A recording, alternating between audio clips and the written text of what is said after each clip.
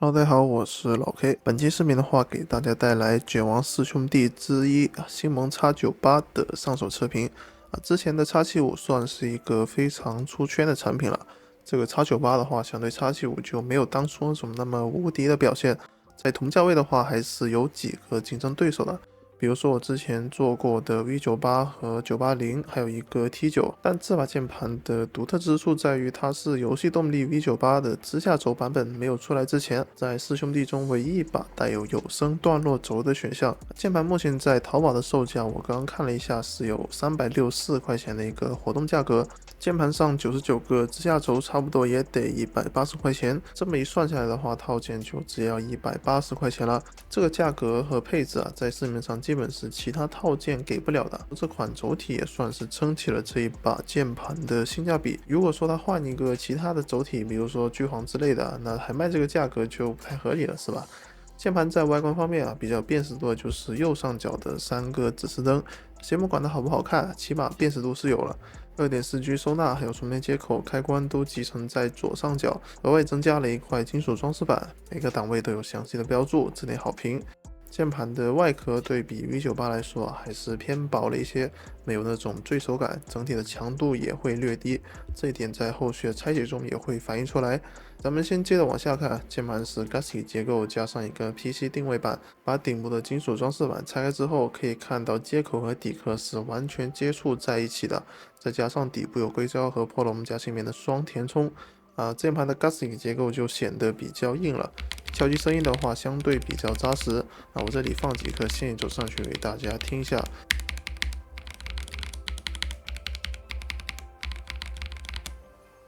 键帽是原厂高度 PPT 双色注塑，欧系的代工。我这个白色版本的键帽是会有一定漏光的，在全黑这种极限的环境下才可以注意到。但反过来想一下，这把键盘的 RGB 亮度也确实非常高，和隔壁的几位兄弟比起来算是第一位了。这个白色的 EVA 夹心棉和透明的 PC 定位板绝对是功不可没，是 RGB 爱好者的一个福音。比较有意思的一点是之前看其他 UP 主测评有反映过空格的菊花比较松，容易掉。但我收到这个版本空格2个菊花是有用胶带处理过的，也算是厂家的一个补救措施了。刷了胶带之后，确实不存在空格容易脱落这个问题。轴体方面，我这把键盘用的是凯华的支架轴。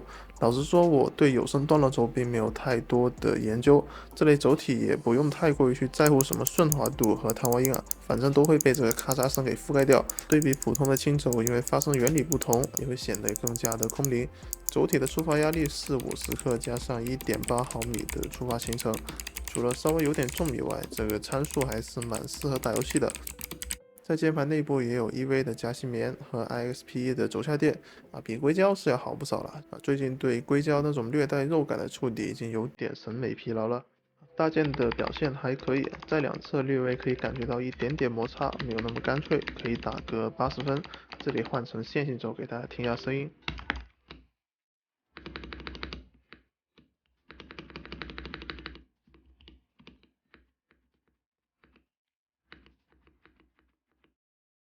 键盘的拆解难度并不高先卸下顶部的金属装饰板，也会用指甲稍微抠开一点上盖，再用撬棒去稍微操作一下就可以很轻松的分离了。